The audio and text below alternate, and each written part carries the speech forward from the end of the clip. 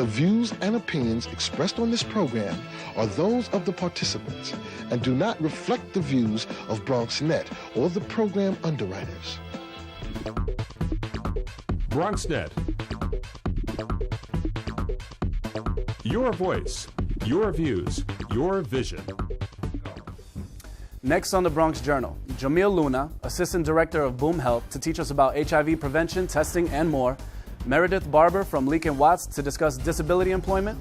Reese Shad from Hostos Media Program to inform us on their game design and digital music program. And painter Ray Rosario to delight us with his art.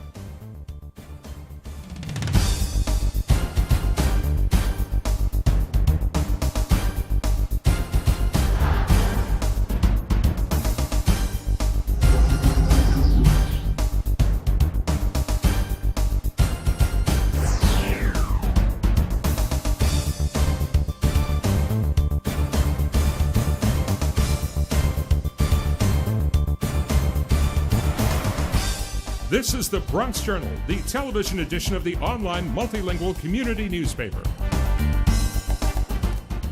Published by the students and faculty of the Journalism, Communication, and Theater Department at Lehman College.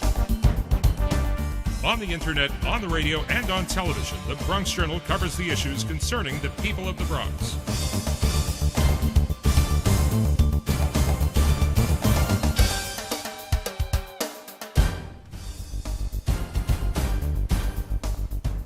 Hello and welcome to the Bronx Journal. I'm your host, William Bourdieu.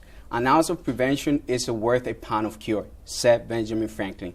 Today, millions of people are infected with the HIV/AIDS virus, and it presents many challenges. While there is no known cure for HIV/AIDS, there have been many advances in treatments. Most importantly, proper education and preventive measures can reduce the risks that people face. Boom Health is an organization in the Bronx whose mission is to transform lives through health and wellness, providing a range of services such as HIV testing and prevention. Here to tell us more about their missions and prevention is Jamil Luna, Assistant Director of Boom Health. Jamil, welcome to the show. Thank you for having me.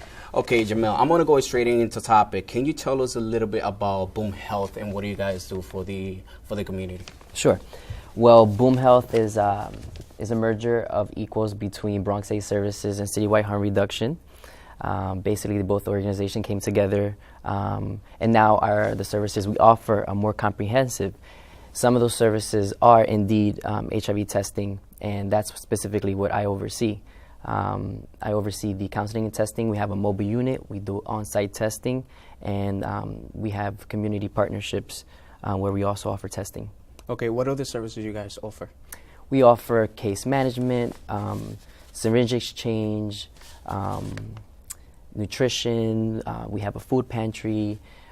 Basically, we are a full-service agency with the capability of referring to other, basically, like clinics, hospitals, for the services that we don't offer as far as clinical services. Okay, talking about HIV, can you tell us the difference, if there's any difference between HIV and AIDS? Yes, so there is indeed a difference between HIV and AIDS. Basically, CDC, the Center for Disease Control, defines AIDS as a CD4 cell count of below 200. Basically, what that means is if a person has a CD4 cell count of below 200, that means their immune system is compromised, and they are they have a higher risk of obtaining an opportunistic infection. Okay. If anybody feel like has been exposed to HIV, how can they tell? Is there any way that you can tell if you have any type of symptoms? Can you tell what those symptoms are? The general symptoms for HIV, as maybe most people may know, is similar to flu-like symptoms, but that's no real way to tell. So the best way to actually, if you suspect that you may have been infected with HIV, or if you encountered a sexual partner who you think may not have disclosed their status and you had unprotected sex, the best thing to do is to actually go and get an HIV test. How soon should a person get tested? I mean, when they feel like they've been so exposed there's to always, HIV? we talk about a window period. Yeah. It could be, anywhere like up to 3 months of a window period to 6 months. Some people do not show symptoms, some people do.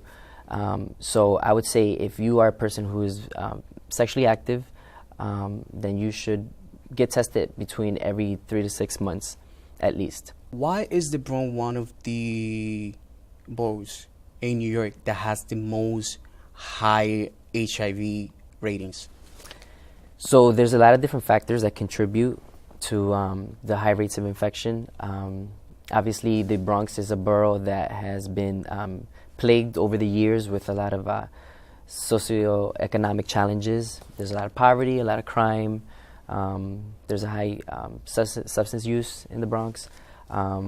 It's a beautiful place, obviously, and there's a lot. It's full of culture, but unfortunately, I think we need to educate the community a little bit more. And with education comes power, where people will know what they can do to basically, prevent from getting STDs and HIV and other types of, diseases. Okay, let's talk about prevention, because this is something that everybody should know, and it's not something that that is only, for one group specifically. This is something for women, men, gay, straight, everybody. How you think a person can avoid from getting HIV? I think basically one of the most traditional methods of prevention that we all know of is the condom, and I think that people underestimate it. The basically, people say, oh, the condom, I don't really trust it. This brand is not as good as the next brand. But I think if people really use condoms 100% of the time, and I do mean 100% of the time, you can't not use it one time and then choose to use it another time. You will avoid, your risk of becoming infected with HIV.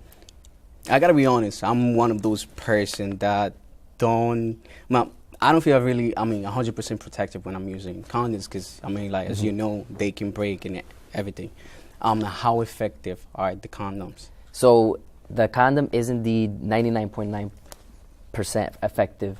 There's only that 1% chance, right? There's that 1% chance that if it breaks, if you handled it improperly, if you didn't check for the expiration date. Would you allow me to demonstrate? Okay, so basically, if you take any condom, right, regardless of the brand, you would feel it, make sure it's intact, there's no holes or tears. You would basically check to see if the expiration date is valid, which this one is, and then there's always perforations on the condom. And so what you want to do is you want to tear it with your fingers. You don't want to tear it